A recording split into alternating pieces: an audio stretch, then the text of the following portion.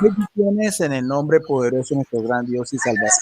Les habla Guido Rojas, teólogo católico, transmitiendo en vivo en directo desde la ciudad de Palmira, Valle del Cauca, Colombia.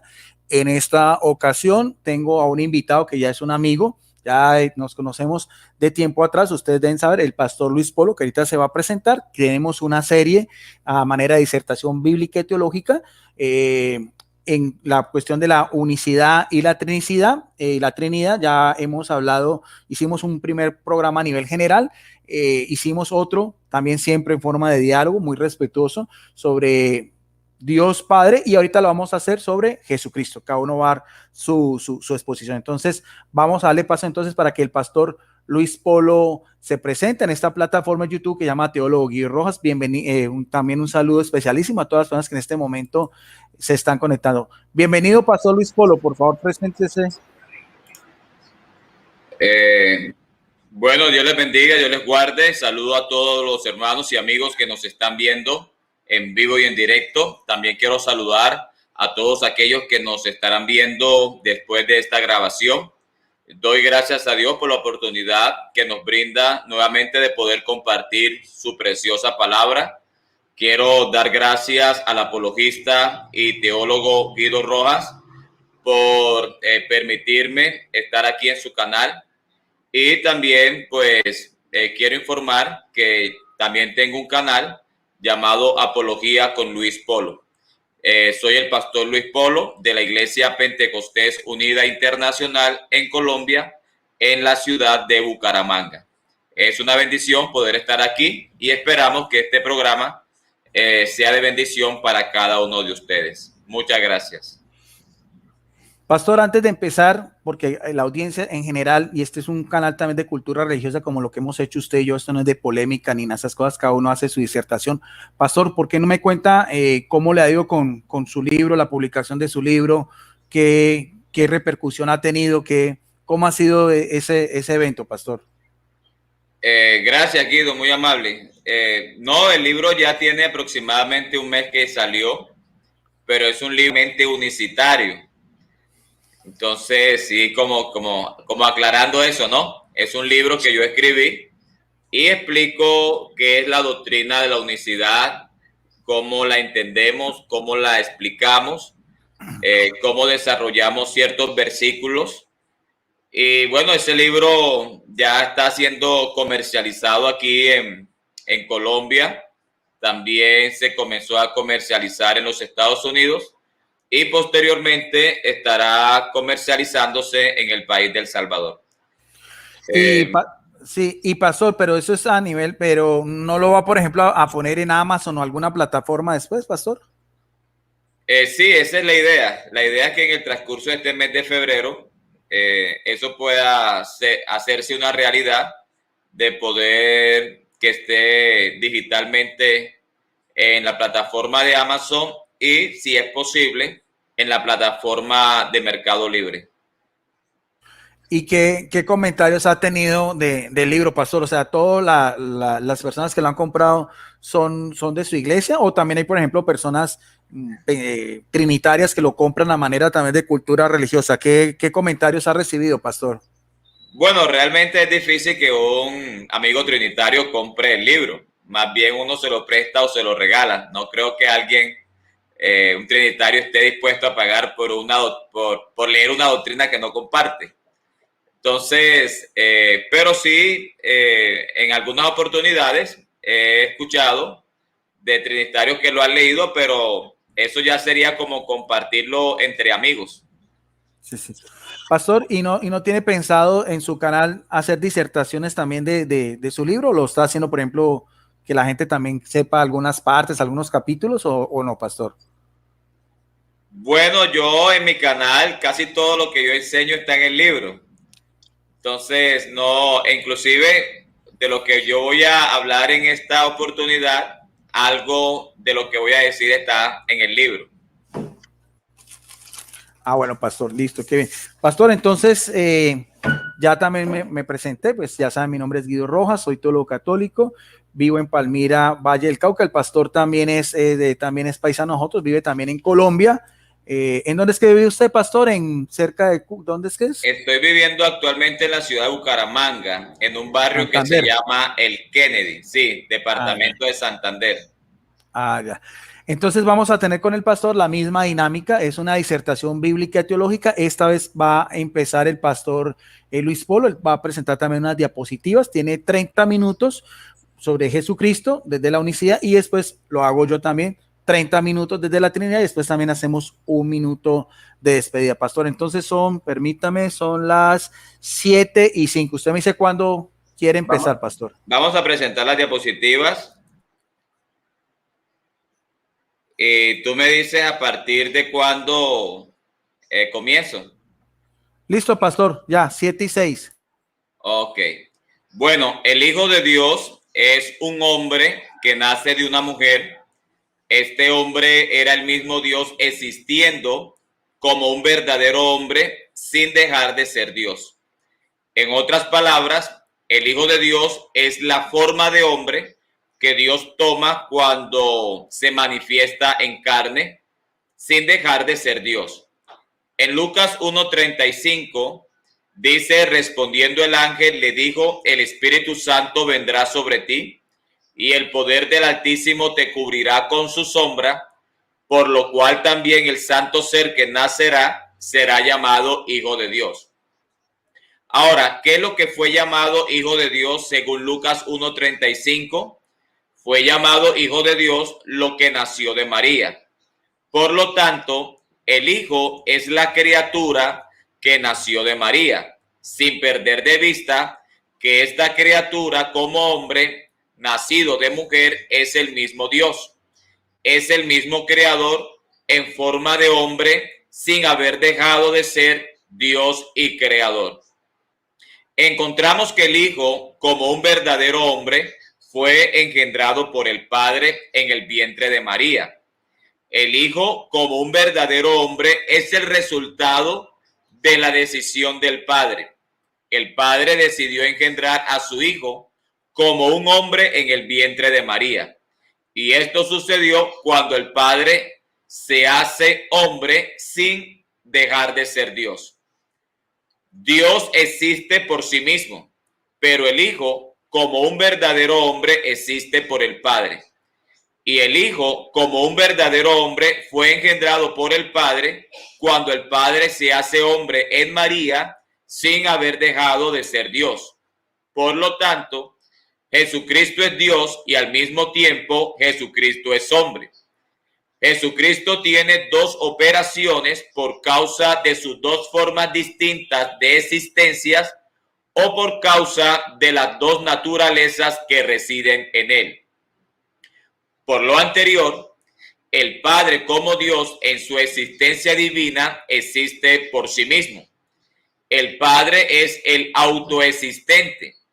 El Padre no necesitó ser engendrado para poder existir, pero la existencia del Hijo se la debe a la decisión soberana del Padre. Por esta causa, la Biblia dice en Juan 5:26, porque como el Padre tiene vida en sí mismo, así también ha dado al Hijo el tener vida en sí mismo. La existencia del Hijo lo encontramos en el engendramiento, cuyo engendramiento se hace efectivo cuando Dios se hace hombre sin dejar de ser Dios. En la eternidad, el Hijo solo lo encontramos en la mente de Dios, como aquel hombre que el mismo Dios llegaría a ser sin dejar de ser Dios. En Primera de Pedro, capítulo 1, verso 18 al 20, dice, sabiendo que fuiste rescatados de vuestra vana manera de vivir, la cual recibiste de vuestros padres, no con cosas corruptibles como oro o plata, sino con la sangre preciosa de Jesucristo, como de un cordero sin mancha y sin contaminación, ya destinado desde antes de la fundación del mundo, pero manifestado en los postreros tiempos por amor de vosotros. Aquí vemos que Pedro, hablando de Cristo, dice que fuimos rescatados por Cristo, quien existía como un cordero antes de la fundación del mundo. Cuando se habla de Cristo como cordero, se habla de Cristo como un verdadero hombre. Y aquí vemos que Cristo como cordero existía antes de la fundación del mundo.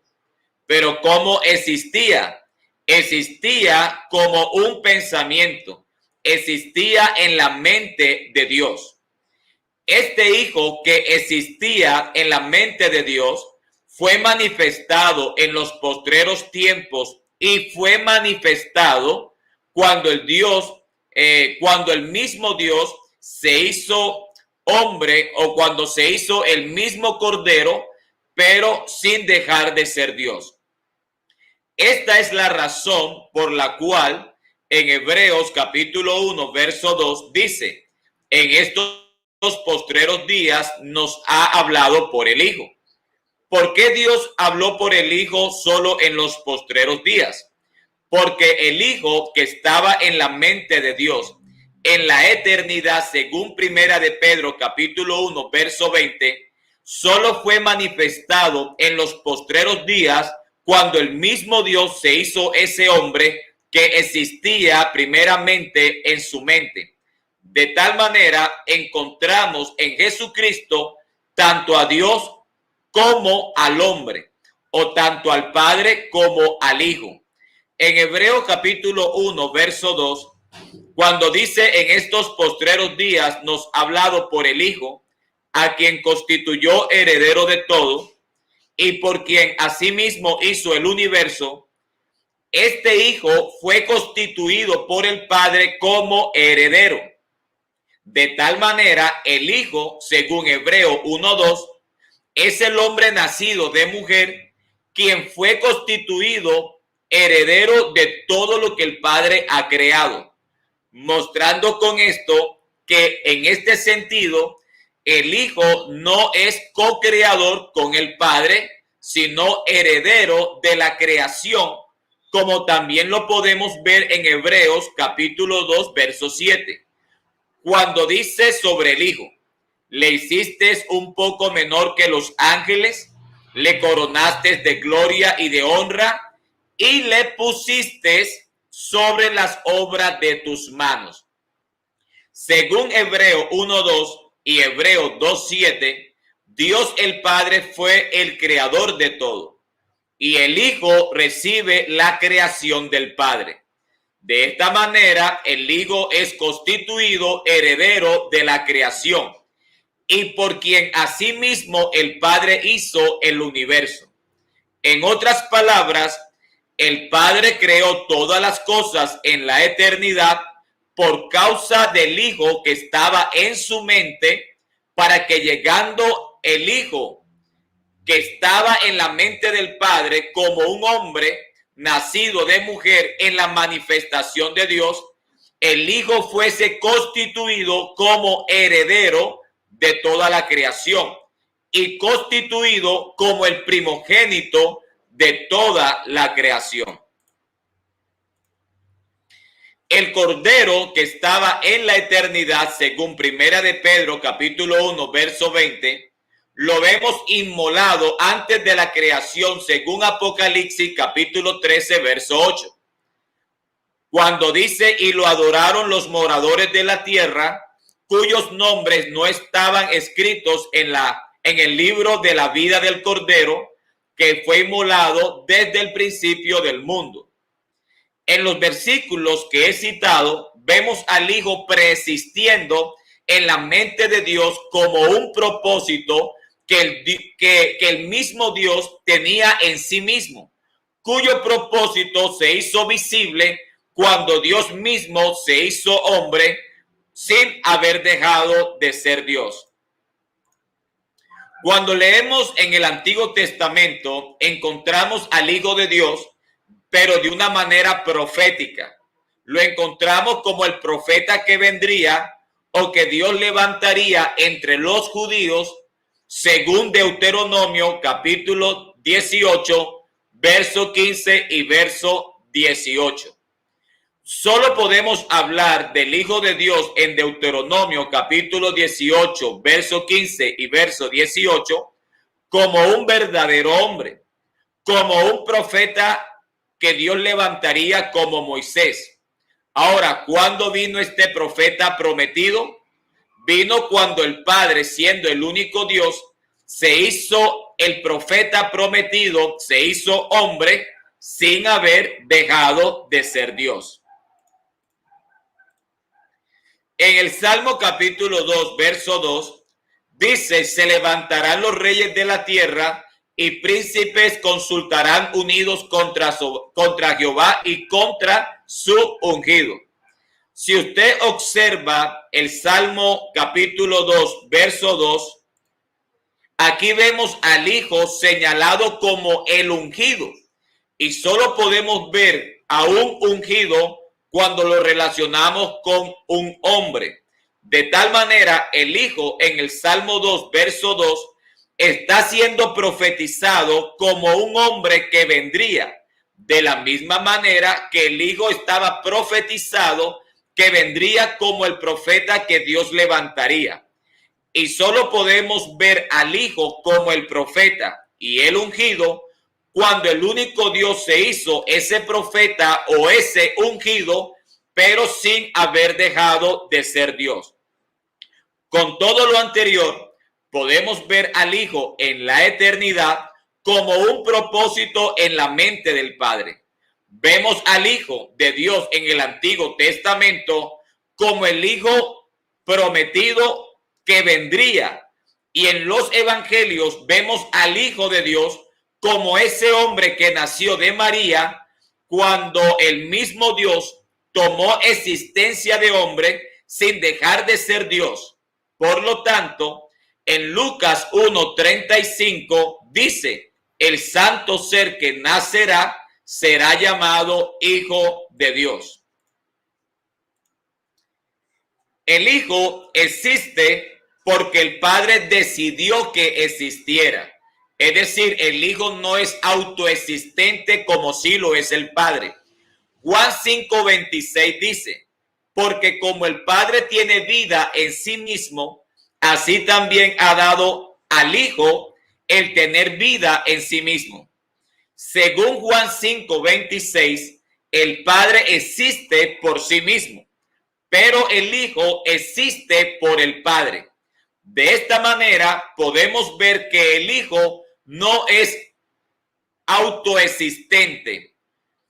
Los amigos trinitarios creen que el Hijo fue engendrado en la eternidad por el Padre como otra persona distinta, como se evidencia en los concilios. Pero esto muestra que la existencia del Hijo es por causa de la decisión del Padre. Y esto también muestra que el Hijo no existe por sí mismo, porque si existiera por sí mismo, no habría la necesidad de haber sido engendrado. El Padre es el Dios inengendrado, pero el Hijo es el hombre engendrado. Si no hay engendramiento, entonces no hay hijo. Y si no hay hijo, entonces no hay una relación filial entre el Padre y el Hijo. Y es el engendramiento, ¿verdad? Y es el engendramiento la evidencia que el Hijo no existe por sí mismo, sino por la voluntad y decisión soberana del Padre. En otras palabras, el Hijo existe porque el Padre quiso que existiera y existió cuando fue engendrado. Y fue engendrado cuando Dios se hace hombre en el vientre de María sin haber dejado de ser Dios. De tal manera encontramos en Jesús a una persona existiendo con dos naturalezas, una persona existiendo con dos formas distintas. La diferencia entre la Trinidad y la unicidad es que la Trinidad cree que el Hijo fue engendrado por el Padre en la eternidad como una persona divina, pero distinta al Padre, mostrando la doctrina, a mi manera de ver, la doctrina incomprensible de la generación eterna del Hijo. Pero la unicidad cree que el Hijo solo existió en la eternidad en la mente de Dios, como el Cordero, como el profeta, como el hombre que vendría al mundo, cuyo mundo no había sido aún creado.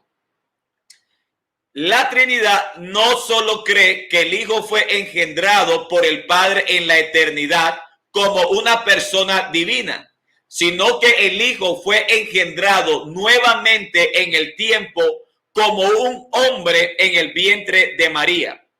Pero la unicidad entiende que el Hijo llegó a existir en la eternidad en la mente de Dios como un verdadero y perfecto hombre, cuyo hombre vino a este mundo en el tiempo cuando el mismo Dios se hizo ese hombre que existía en su mente sin que Dios dejara de ser Dios. Por lo tanto, el Hijo es el hombre o el niño que nació de María, pero ese niño es Emmanuel. Ese niño o ese hijo es Dios con nosotros como un verdadero hombre. Cuando el Hijo fue engendrado en María, vemos que la única persona que descendió sobre María fue el Espíritu Santo. La única persona divina que desciende sobre María fue el Espíritu Santo. No vemos en la Biblia que un Dios Hijo desciende sobre María. Bíblicamente, la única persona divina que descendió del cielo sobre María fue el Espíritu Santo. Y esto se debe a que el Espíritu Santo es la única persona divina porque es al mismo tiempo la persona del Padre, siendo el Padre Espíritu según Juan 4:24 y siendo también santo. Y la Biblia dice que solo hay un espíritu según Efesios 4:4. En Corintios capítulo 11, verso 3, dice, pero quiero que sepáis que Cristo es la cabeza de todo varón, y el varón es la cabeza de la mujer, y Dios la cabeza de Cristo. Ahora observe, el hombre es cabeza de la mujer porque el hombre es el origen de la mujer. Y en este mismo sentido, Dios es cabeza de Cristo. Por esta razón, Jesús dijo en Juan 16:27, pues el Padre mismo os ama, porque vosotros me habéis amado y habéis creído que yo salí de Dios. Así que así como la mujer salió de Adán, el Hijo salió del Padre. Por eso el hombre es cabeza de la mujer, como Dios es cabeza del Hijo. La mujer tiene su existencia y su origen de existencia en el hombre, como el Hijo tiene su origen de existencia en el Padre. El Padre no necesitó que alguien lo engendrara para poder existir. El Hijo sí necesitó que el Padre lo engendrara para que pudiera existir. Estos puntos de referencia nos hacen ver que el Hijo tuvo un principio, primero en la eternidad, como un pensamiento y un plan, un propósito en la mente de Dios. Y ese Hijo que estaba en la mente de Dios llegó a tener un principio como una persona humana material cuando el mismo Dios se hizo ese hombre que tenía en su mente antes de la fundación del mundo, pero sin haber dejado de ser Dios. De tal manera encontramos al Padre en la eternidad teniendo un propósito en sí mismo. El Hijo salió del Padre como la mujer salió del varón. Por ese motivo, Dios es cabeza de Cristo, como el varón es cabeza de la mujer.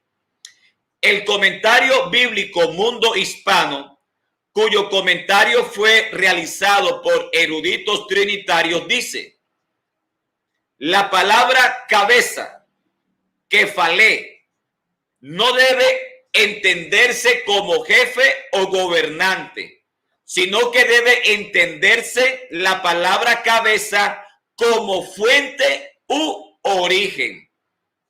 Los anteriores comentaristas trinitarios están enseñando que Cristo tiene su origen en el Padre, no en sí mismo, sino en el Padre. Pero el Padre sí tiene su origen en sí mismo, como la mujer tiene su origen en el varón, ¿verdad? Aparte de lo anterior, el comentario bíblico Mundo Hispano dice que Dios es cabeza de Cristo porque es del Padre de quien el Hijo recibe su ser eterno.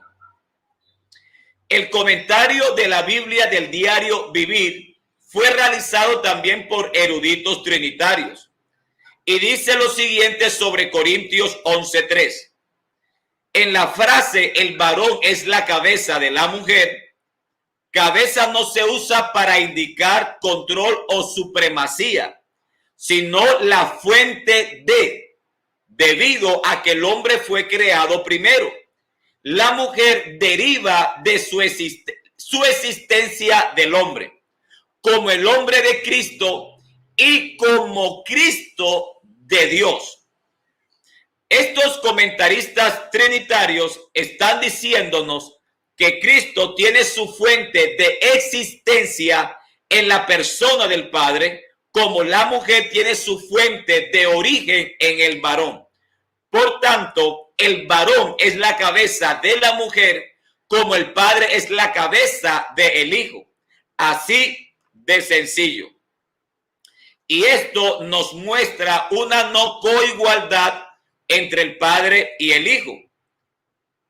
Si usted observa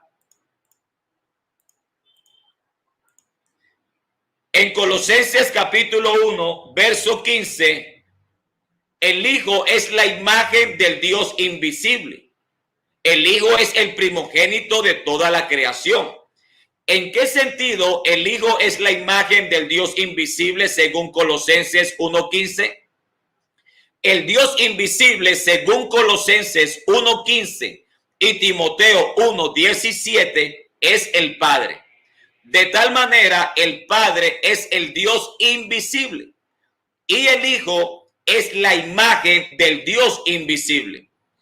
La Biblia nunca dice que el Hijo es el Dios invisible. Por lo tanto, la invisibilidad, según la Biblia, solo se aplica a la persona divina del Padre.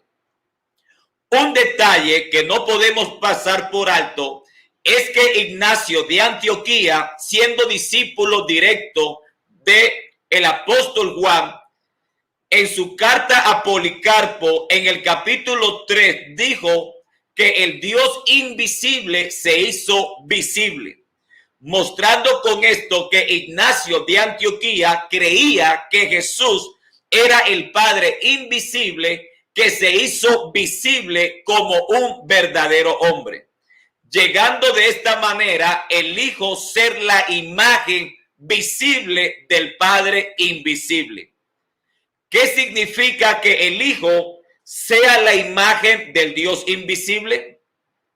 El mismo texto nos exige que debemos interpretar la imagen de Cristo en Colosenses 1:15, haciendo alusión a lo físico y visible de Cristo. Observe que Pablo dice en Colosenses 1:15 que el Hijo es la imagen del Dios invisible, mostrando con esto que la palabra imagen, refiriéndose al Hijo, es el contraste de la palabra invisible, refiriéndose al Padre. La Biblia dice en Corintios 15:45 que Cristo es el postrer o el segundo Adán. Adán en el Edén, siendo un hombre, fue la imagen de Dios. Fue creado a la imagen de Dios. Pero Adán fue imagen de Dios como un hombre separado de su creador. De tal manera, encontramos a Dios siendo una persona divina y también encontramos en Adán a una persona humana. En este sentido, tenemos a dos personas, una divina y una humana. Una persona divina, el cual es Dios y creador, y una persona humana, el cual es Adán. Pero cuando vemos a Cristo como el segundo Adán, las cosas son muy diferentes. Porque Dios no creó a un hombre separado. 5 minutos, pastor. ¿Cómo? 5 minutos, pastor, para que bien pueda. Ok. Dios no creó a un hombre separado de su persona divina, como sí lo hizo con el primer Adán. Lo que hizo Dios fue hacerse Adán sin dejar de ser Dios. Por lo tanto, Cristo como el segundo Adán es la imagen perfecta del Padre. La palabra primogénito, ¿verdad? También nos indica que Cristo es el primogénito de Dios, pero como un verdadero hombre. Y es el primogénito de la creación porque fue constituido heredero de lo que el Padre creó, según Hebreos 1:2.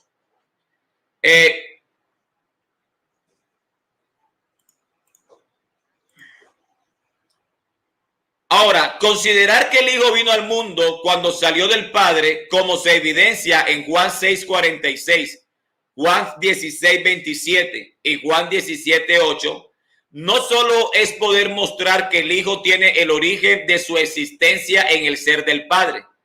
La posición del Hijo con relación al Padre en la eternidad evidencia una no coigualdad, ya que el Hijo sale del Padre porque procede del Padre, mientras que el Padre no sale de nadie porque subsiste por sí mismo o tiene vida en sí mismo, tal cual como se puede ver en Juan 5:26. Porque como el Padre tiene vida en sí mismo, así también ha dado al Hijo el tener vida en sí mismo.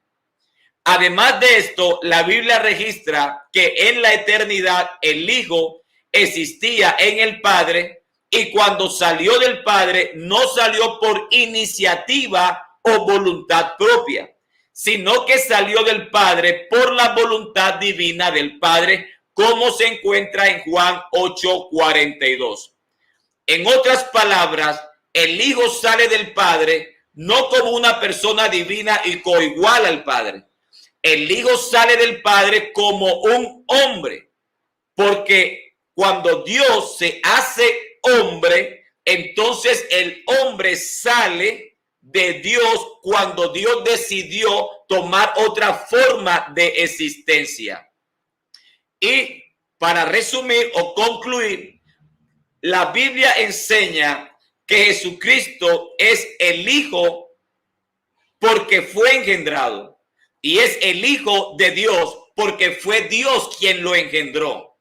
Pero cuando vamos a ver en qué sentido Jesús es hijo y en qué sentido fue engendrado, solamente lo vamos a ver a la luz de la Biblia, es cuando Dios se hace carne en el vientre de María como un verdadero hombre sin dejar de ser Dios, cumpliendo así lo que se encuentra en Lucas 1:35, que el santo ser que nacerá será llamado Hijo de Dios.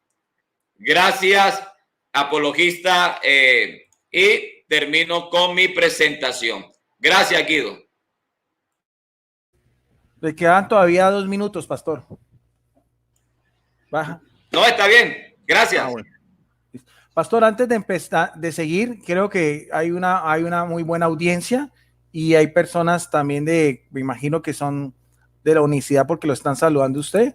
Aquí está Carlos Barraza, John Ibeiro Chávez, José Zavala, Jorge Orellana, gente que está desde Estados Unidos, de México, Santiago Aldana, Marvin Ladero, Gloria Álamo, Jorge Orellana. Aquí Gloria Álamo preguntaban que si usted es un pastor universitario, después le respondieron que sí. Aquí le están mandando saludos, amén, así es, hermano. Joiner Esquivel, Jorge Orellana, bueno, aquí está John Chávez, Gloria Álamo, bien, y otra vez son algunas de las personas que están aquí conectadas. Bien, entonces ahora son las 7:35, entonces estaría hasta las 8:05, para que pastor, cuando me falten 5 minutos, entonces me haga también la señal si es tan amable. Bueno, escuché muy atento, como siempre, la disertación del pastor es muy respetable de su criterio, de su misma posición, desde lo que la iglesia de la unicidad a la cual el pastor pertenece, es la teología que ellos plantean con respecto a los textos bíblicos. Para mí como trinitario y ya pues de la rama católica, esos mismos textos también que el pastor cita, algunos también los tengo como referencia, aunque evidentemente yo lo veo de la persona del Padre diferente a la persona del Hijo. Y aunque nos vamos a centrar en la persona del Hijo, van intrínsecamente ligadas a los dos. Yo hago de compartir, en este caso, un compartir ameno, un compartir con respeto de educación con el pastor Luis Polo. Lo hago con Biblias en físico. Tengo la Biblia de nuestro pueblo, esta es una Biblia católica, la Biblia también del peregrino de Luis Alonso Schockel, de un monseñor católico. Es una Biblia de estudio de buena importancia y sobre todo porque tiene también algunos comentarios a pie para que también, como el pastor citando la Biblia del mundo hispano, la Biblia del diario vivir, nos enriquecen un poco y nos dan una idea o nos ayudan a clarificar lo que estos biblistas, como decía el pastor, de la rama trinitaria, aunque también pues hay Biblias de la rama unicitaria, también pues cada uno lo interpreta. Voy a hacer 2 textos del Antiguo Testamento y 3 textos del Nuevo Testamento. El primero a que voy a hacer mención es uno que aparece en el libro de los Salmos.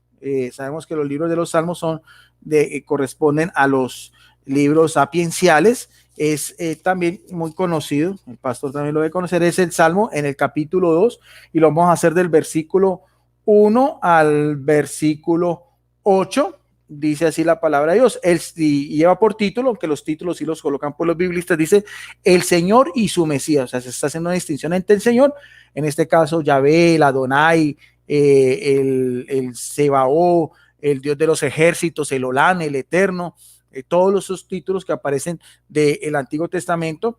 Dice, porque se amotinan las naciones y los pueblos planean un fracaso. Se levantarán los reyes del mundo y los príncipes conspirarán juntos. ¿Contra quiénes van a conspirar? Dice en el versículo 2, contra el Señor, que en hebreo sería Adonai, y contra su ungido. Aquí el término ungido sabemos que viene del griego Masías y en hebreo es Christus, que quiere decir el ungido, el consagrado, el que era un título honorífico que le daban el pueblo de Israel a los reyes, a los sacerdotes y a los profetas.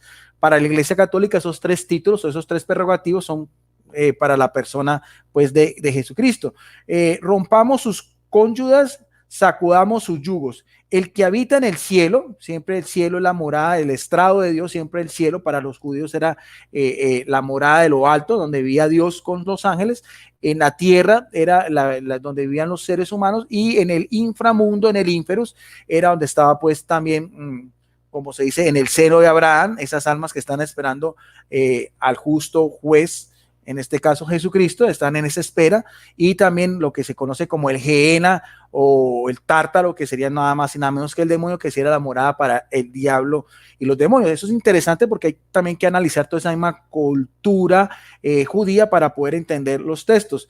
Dice, el que habita en el cielo sonríe, el Señor se burla de ellos. ¿De quiénes? De los reyes y los príncipes, en este caso naciones pues paganas contrarias a sus decretos, y con su cólera los espanta. Yo mismo he ungido a mi rey en Sión, mi monte santo. O sea, el mismo Dios va a ungir a este Mesías, prefigurado como nosotros creemos como Jesucristo, el Hijo de Dios, el unigénito, y que al mismo tiempo va a tener el título de rey de Sión en el monte santo. Y no es sino acordarnos como Jesucristo entra el domingo, que nos conocemos como el Domingo de Ramos, cuando la gente proclamaba Hosana, Hosana, bendito el que viene en el nombre del Señor, el Hijo de David. De hecho, inclusive ese título Hijo de David era también un modalismo, una frase que era común de los judíos, en el cual se le daba a la persona del Mesías esperado o anunciado. Y aquí estamos hablando de esto de una manera profética, casi 1000 años antes de que sucedieran estos acontecimientos. Monte Santo, Sión, todo eso tiene que ver con la misma Jerusalén, la ciudad de Dios, que también se conoce como la ciudad de Rey David. Voy a recitar el decreto del Señor. Él me ha dicho, esta frase también la encontramos en el libro de los Hebreos: tú eres mi hijo. Para nosotros sí, tú eres mi hijo, yo te he engendrado hoy, es en la eternidad, porque la eternidad no tiene ni tiempo, ni lugar, ni espacio, aunque evidentemente hay que mirar que la Biblia es escrita con palabras humanas, o sea, los hagiógrafos, los escritores utilizaron sus mismos intelecto, su misma idiosincrasia, su misma cultura, su mentalidad, lo que estaba a su alcance, pero que sabemos que tiene la cualidad de que es un libro que tiene también la inspiración del Espíritu Santo. O sea, esto es necesario saber también lo que son los géneros literarios, lo que es ya la parte de la morfología, la sintaxis, lo que es la parte pues gramatical, y lo que es lo más interesante y lo más importante, que lo que es la exégesis, que es en sí lo que el autor sagrado quiere dar a entender. Pídemelo y te daré las naciones en herencia, en propiedad, los confines del mundo. Los triturarás con cetro de hierro, los romperás como cacharros de loza. Hasta ahí lo podemos dejar. Ahora, quiero resaltar este salmo porque dice aquí en una explicación Luis Alonso Choca, dice: el ungido proclama personalmente el protocolo, el nombramiento como hijo, se le ha entregado el poder, las medidas represivas, afianza el poder de la autoridad. Si los rebeldes no se atienen al ultimátum, serán destruidos sin remedio. ¿Quién se refugia en Dios? Por el contrario, será dichoso. Este salmo es muy citado en el Nuevo Testamento y nos da las referencias como en Hechos 4:25 también, y siguiente en Hechos 13:3, en Hebreos 1:5 y en Hebreos 5:5. Después de toda rebeldía, aceptamos la invitación a adorar al Señor, temblando, redimile homenaje, pues el Mesías es el Señor. Ahora, quiero resaltar, porque eso es lo que llama también el paralelismo bíblico, o sea, la concordancia de textos bíblicos, que es también lo que está haciendo el pastor Luis Polo. Un texto bíblico también lo podemos llevar a otro texto, en este caso del Antiguo Testamento, donde sabemos que el Antiguo Testamento son los oráculos, las alianzas, las promesas, los profetas. En el Nuevo Testamento es el cumplimiento de todo eso. Por eso decía Agustín, obispo de Hipona, doctor de la iglesia, una de las mentes más brillantes del cristianismo, decía: en el Antiguo Testamento se esconde el Nuevo, y en el Nuevo se hace realidad todo lo que se profetizó en el Antiguo.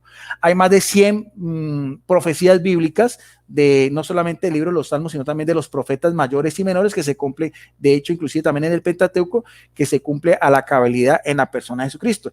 De estas citas bíblicas que se toman como referencia, voy a tomar la primera, de Hechos capítulo 4, versículo 25, para mirar a ver si está haciendo alusión a la persona de Jesús. Nos dice la palabra de Dios. Oración de la comunidad.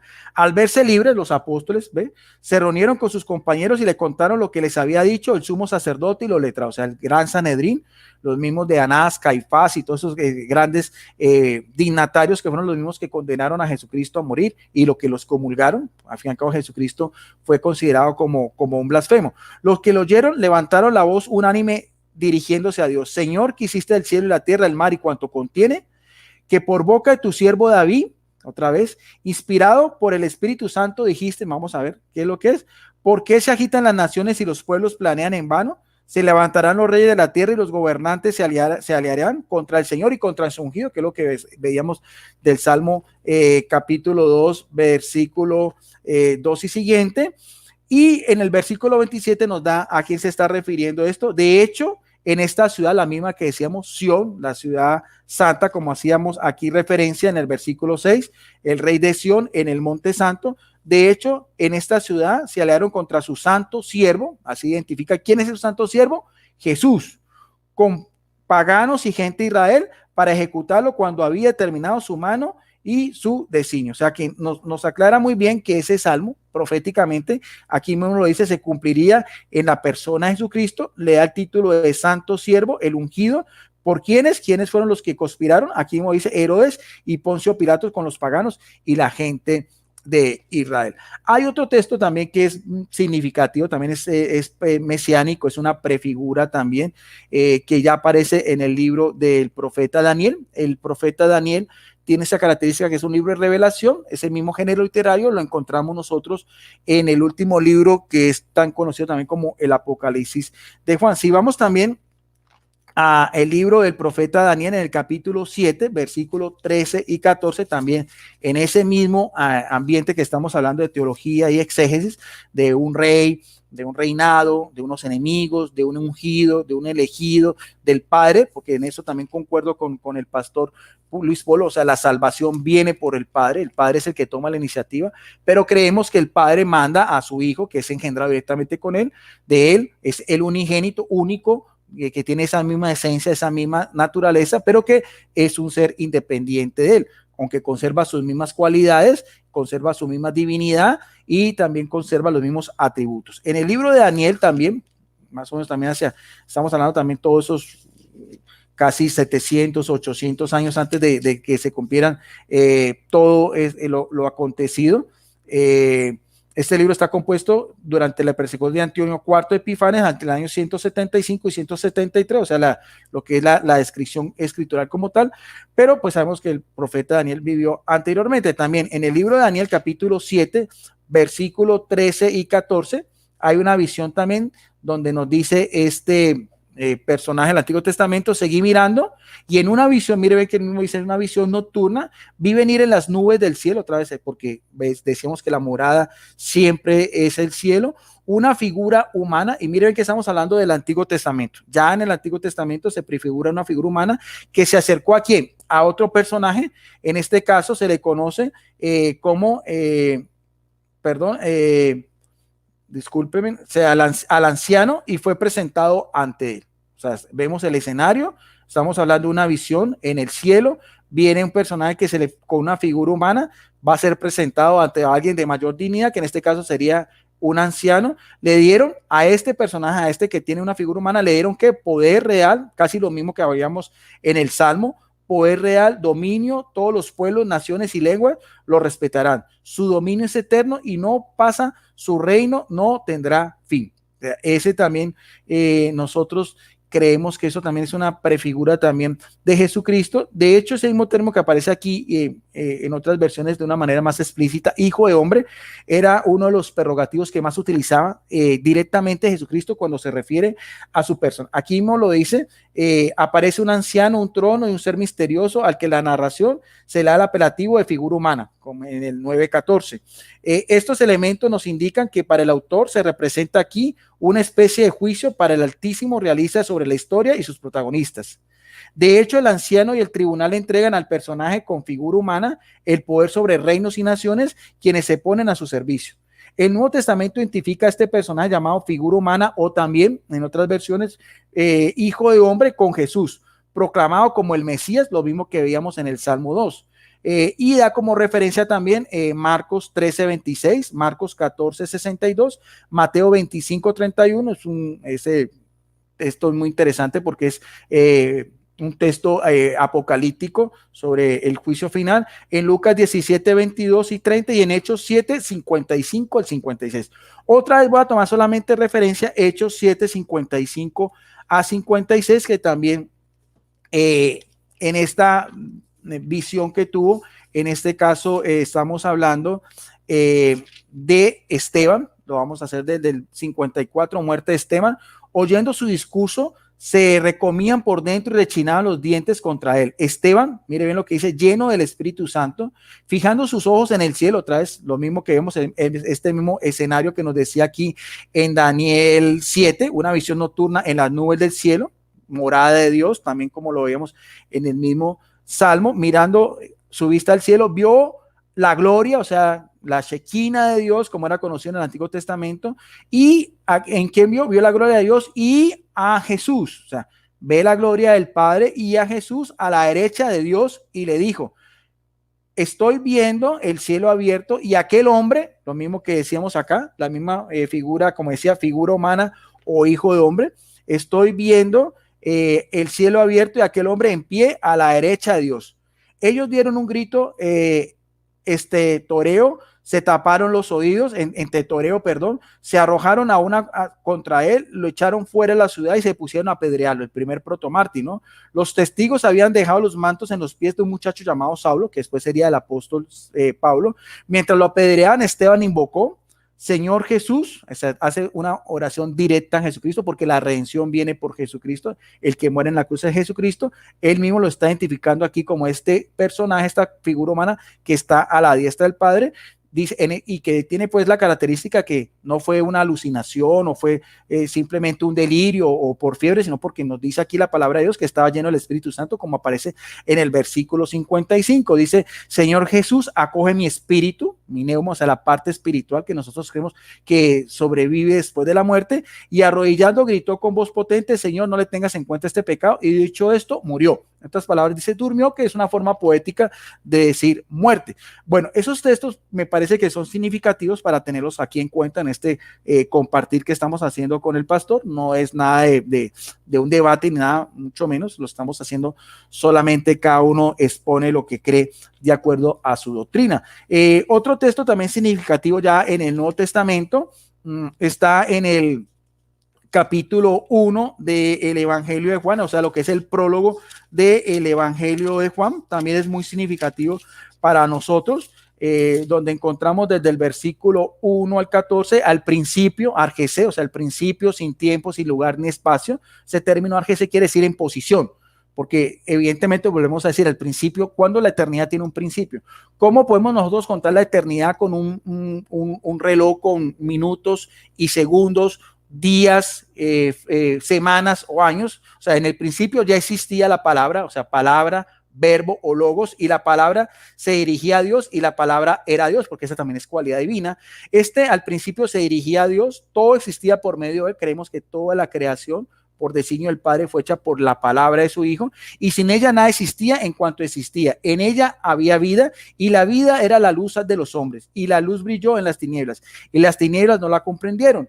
Hubo un hombre enviado por Dios llamado Juan, que vino como testigo, otra vez el término mártir, para dar testimonio de la luz, de modo que todos los creyeron por medio de él.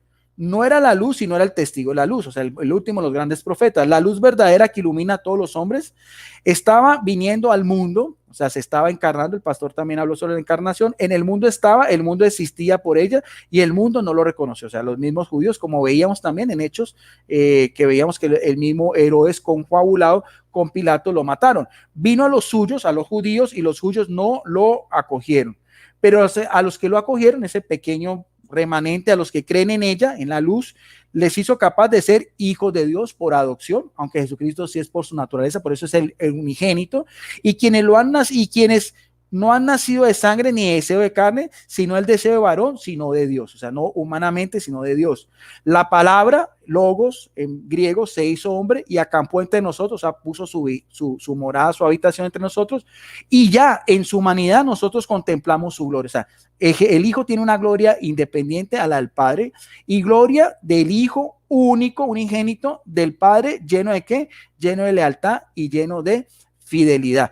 Aquí en mi libro tengo un libro que yo lo escribí, se llama también Verdad de la Fe Católica, al igual que es pastor, yo también tengo este libro, pues este sí también es de doctrina católica. Tengo también una explicación exegética de este texto. En el principio existía el verbo estaba con Dios y el verbo era Dios, que en griego es en arché, o logos, kai, hoy logos, en proston, teón, kai, hoy logos, en teos, que podemos también comparar en el mismo compendio juánico en 1 Juan capítulo 1, versículo 1-3. El prólogo del Evangelio de Juan, sobre todo el versículo 1 al 3 y el 14, establecen tres facetas principales del logos teus, o sea, el verbo ontológico encarnado y su actividad. ¿Cuáles son? Su divinidad e íntima relación con el Padre de toda la eternidad, su obra como agente de la creación del universo por medio del Padre, y su encarnación por medio de la Virgen María, que también lo podemos ver en Gálatas 4:4. Hay otro texto bíblico ya cuando Jesucristo empieza su ministerio público, que me parece también bien significativo. Está en el Evangelio de Lucas, en el capítulo 4, versículo del 16 en adelante. Dice, Jesús fue a Nazaret, sabemos que Nazaret, Galilea, donde se había creado, por eso le llaman el Nazareno o el Galileo, y según su costumbre, como todo judío, entró un sábado, el sábado, el día de descanso, en la sinagoga, lugares de reunión de los judíos, como hasta hoy día lo tienen, y se puso en pie para hacer la lectura. Le entregaron el rollo o el libro del profeta Isaías. El profeta Isaías sabemos que es uno de los profetas mayores donde más se hace alusión al mesianismo de Jesucristo, y abrió y dio con este texto que es Isaías 61 y siguiente, donde dice: el Espíritu del Señor está sobre mí, porque me ha ungido. Otra vez el término ungido, ¿para qué? Para dar la buena noticia, ese es el término evangelio, a los pobres. Me ha enviado a anunciar la libertad a los cautivos. Estas eran las misiones mesiánicas: la vista a los ciegos, para poner en libertad a los oprimidos, para proclamar el año de gracia del Señor, o sea, un jubileo. Lo cerró, se lo entregó al empleado, se sentó, toda la sinagoga tenía los ojos fijos en él. Él empezó diciendo: hoy en presencia vuestra se ha cumplido este pasaje de las Escrituras. O sea, algo que se había profetizado hace casi 800 años antes. Dice Jesucristo que tiene ese cumplimiento, todo ese oráculo, como decíamos, de Isaías 61:6, con esas misiones mesiánicas que le viene el Padre. ¿En quién? En la persona de Jesucristo, que en ese momento lo estaban viendo los judíos, que lo despreciaron porque dice el texto, dice: qué bueno puede salir de Galilea, este no es un Galileo, no es un hijo del carpintero. Entonces ellos, por eso ese mesianismo de Jesucristo estuvo oculto, también tenían como una ceguera espiritual, también por la misma acción que fraguó todo también el mismo demonio, para que muchos de los judíos, por esa misma oscuridad en que vivían, con esos alejados completamente de, aunque era el pueblo escogido por Dios, y sobre todo los de mayor rango, los saduceos, la clase sacerdotal, los que debieron ser los primeros en haber acogido todas estas señales mesiánicas y prodigios, fueron los que más lo rechazaron y los que hicieron todo lo posible para mandar a que Jesucristo muriera en la cruz, de acuerdo a las leyes romanas. Y ya para finalizar, tengo también un himno cristológico que me gusta mucho. Es un himno cristológico del apóstol Pablo. Aparece en el libro de los Filipenses. Vamos a mirar para ir finalizando en el capítulo 2, versículo del 5 al 11. Y esto es importante porque estos himnos eran como credos o confesiones de fe de los primeros cristianos. Estamos hablando de los cristianos en Filipo, en Asia Menor, hacia mediados de los años 60. Esto es lo que confesaban los primeros cristianos. Dice el apóstol Pablo, siendo él pues en su categoría el apóstol a los gentiles, el apóstol a las naciones, el apóstol que vino después de la resurrección, tener el mismo sentimiento del Mesías Jesús. Otra vez, ese mismo término Mesías que encontramos también, como veíamos, en el paralelismo bíblico de Salmo capítulo 2 y también en Daniel 7, 13, 14. Este Mesías es Jesús, el cual, a pesar de su condición divina, de tener esa misma divinidad del Padre, esa misma esencia, no hizo alarde de ser igual a quién, a Dios. En este caso creemos que es el Padre, sino que se vació de sí mismo. Su término es kenoxis. Tomó la condición de esclavo, siervo, esclavo, dulé, o sea, lo más bajo de lo que era la sociedad judía. Un siervo estaba enteramente en disposición del amo. Un siervo no tenía ningún derecho, hacía parte de los mismos muebles de lo que era su propietario. Los esclavos por lo general siempre permanecían como tal y no tenían derecho a más, sino a servir. O sea, su vida dependía directamente del amo. Solamente podían hacer lo que era la Shema, o sea, escuchar al amo y obedecerlo.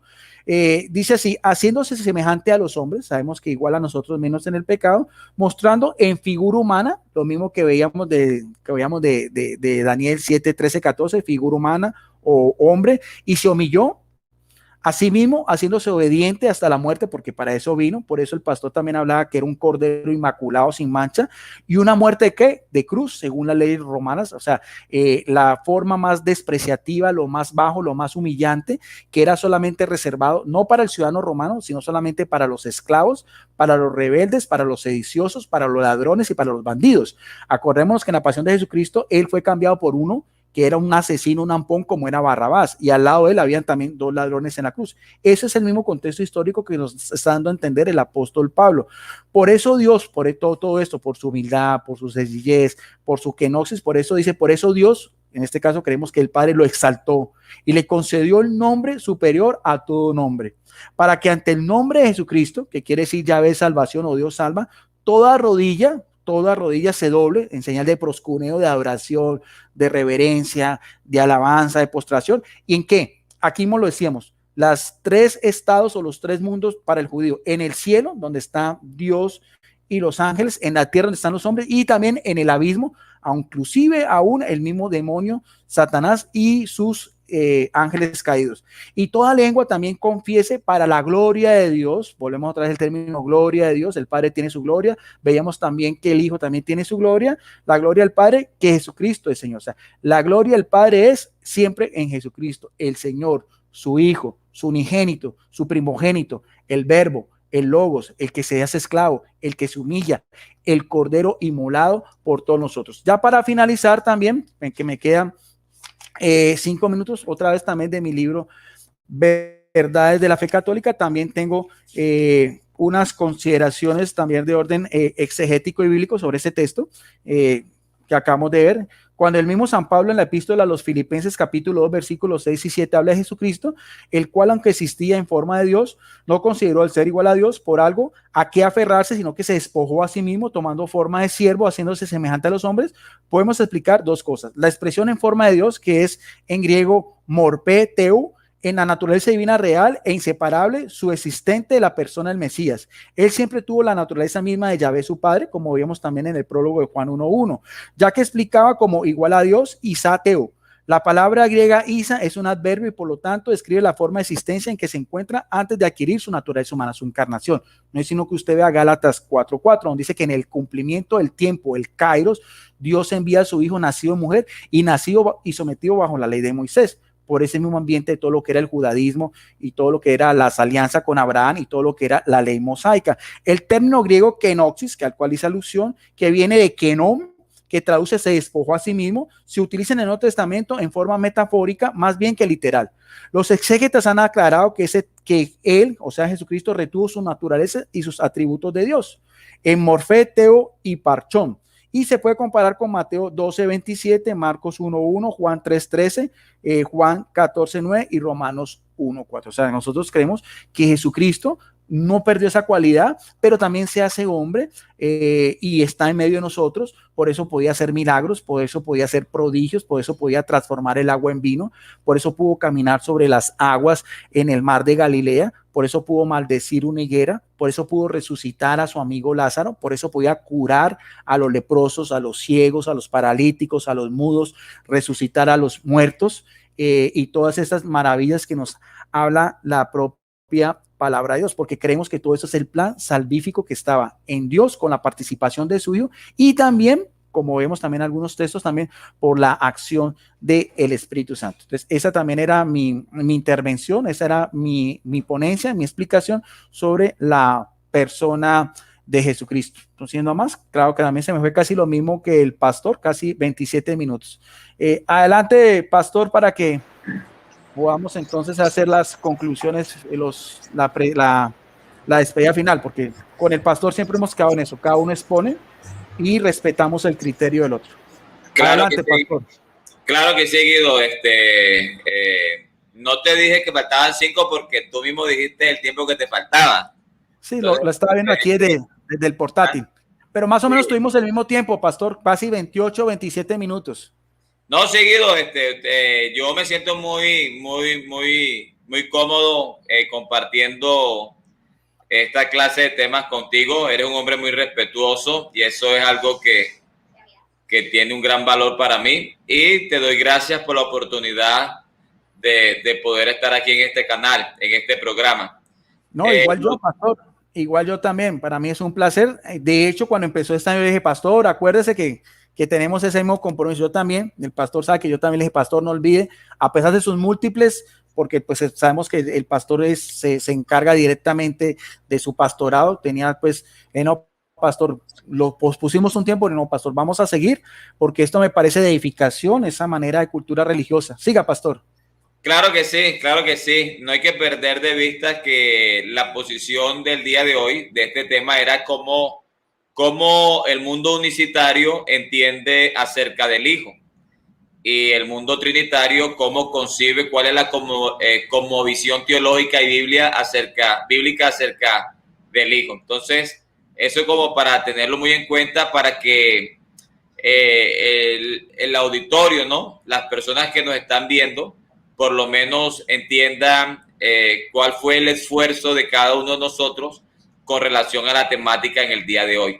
Y es que el teólogo y apologista Guido Rojas presentó al Hijo de Dios desde el punto de vista que él entiende bíblico, y mi persona pues presenté para mí quién es el Hijo de Dios desde el punto también bíblico.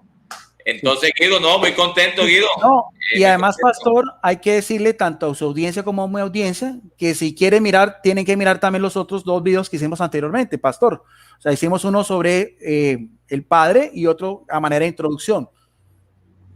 Ah, no, sí, claro, Guido. Es más, cuando terminemos esto, que vamos a hablar ahora más adelante acerca del Espíritu Santo, lo que yo voy a hacer es que voy a tomar los 3 videos cuando hablamos sobre el Padre, cuando hablamos sobre el Hijo y cuando hablamos sobre el Espíritu Santo, y voy a hacer un solo video y lo voy a montar en mi canal. Sí, sí. Y después de eso, pastor, acuérdese que también tendríamos después uno también sobre unicidad y Trinidad en los primeros siglos del cristianismo, que también sería muy interesante. No, claro que sí, a mí me gusta mucho la patrística y yo sé que a ti también te gusta mucho. Y después de eso, pastor, podemos después otros temas, por ejemplo, cómo entiende la salvación, otros temas así que sean afines, porque no quiero perder, pastor, esa oportunidad de seguir compartiendo con usted. O sea, después Bien, nos ponemos de acuerdo también. Otros claro temas que sí. también sean edificantes. No, claro que sí. A mí creo que cuando hablemos acerca del Espíritu Santo y entremos en la patrística, va a ser un tema muy, muy interesante. Si bien es cierto, la patrística, pues para nosotros no es como, o sea, es muy importante, se le da un valor muy valioso. Creo que la historia está ahí y hay que respetarla y darle el valor que se merece. Aunque para nosotros la fuente de nuestra fe prácticamente es la Biblia, pero no negamos la historia y no negamos los documentos, cómo las personas entendían o cómo ellos interpretaban lo que es en el tiempo posapostólico, el tiempo preniceno, el tiempo posniceno y todo eso. Entonces, sería interesante, muy interesante. Claro que sí, Guido, estamos para servirte. Sí, sí. No, pastor, eso es un compartirito. Pastor, y de hecho también aquí hay gente de la unicidad y uno mire, los comentarios son de gente respetuosa, o sea, no veo yo más lo que estoy mirando más o menos, tanto los trinitarios como los unicitarios también se están expresando de cómo debe ser, con altura, con respeto, comunicación, porque eso tiene que distinguir al cristiano, si no, entonces no seríamos semejanza de Jesucristo. Claro que sí, Guido. Yo invité a los hermanos que siguen las enseñanzas en mi canal, yo los invité para que compartieran con nosotros. No es algo que me atemoriza que ellos estén aquí.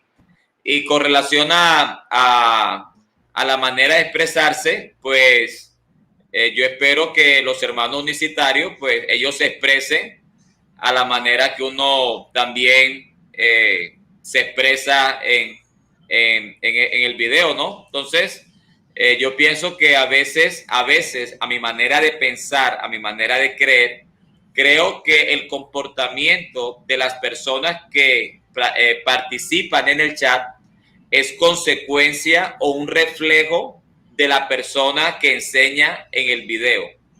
Entonces, cuando la persona tiene un canal y es respetuosa, casi que canaliza a toda esa audiencia al respeto. Cuando el canal es muy amarillista y hay mucha ofensa y las palabras son muy ofensivas, créalo que en el chat también se va a ver reflejado eso. Sí, sí, pastor, tiene toda la razón. Bien, pastor, entonces para finalizar, por favor, quiero invitarlo a que usted nos dé una oración final y así concluimos este compartir. Bendito Dios y Padre Celestial, en estos momentos, Señor, te damos gracias por la oportunidad que nos brindaste de poder compartir tu santa y bendita palabra. Bendice, Señor, a Guido, bendice su vida, bendice su familia, su trabajo, bendice a todos aquellos que nos están viendo, a los que nos verán. Y, Señor, gracias te damos una vez más, que este programa haya sido y sea de bendición para todos. Te lo pedimos en el nombre poderoso de Jesucristo, tu Hijo. Amén y amén. Gracias, pastor, muy amable. Gracias. Como siempre, es todo un placer compartir con una persona de su educación, de su cultura y también de ese mismo, lo que usted refleja, ese carisma suyo, porque al fin y al cabo usted es un pastor por vocación, está firmemente convencido en lo que cree y lo que profesa. El otro pastor, el otro que lo podemos planear para dentro de 15 días, ya va a ser otra vez en el canal del pastor Luis Polo. No siendo más, Claro que sí. entonces, con esa... Claro que Bien, sí, pueda, ahí pastor. estaremos hablando acerca de cómo interpretamos acerca Del del Espíritu Espíritu Santo. Santo y creo que será también un tema muy interesante. El mismo formato que hemos tenido, 30 minutos, esta vez ya entonces empezaría yo y terminaría el pastor Luis Polo. Gracias, pastor, bendiciones para usted, para su iglesia, para las personas de la unicidad. Quedamos como siempre en la paz de nuestro Señor Jesucristo. Nos vemos entonces en otra oportunidad y también saludo especialísimo a todas las personas que en este momento están conectadas. Es un video público, no hay ningún problema por parte mía y creo que por parte del pastor lo pueden retransmitir en sus redes sociales porque también se trata, para eso lo hicimos. Gracias, bendiciones y nos vemos en otra oportunidad.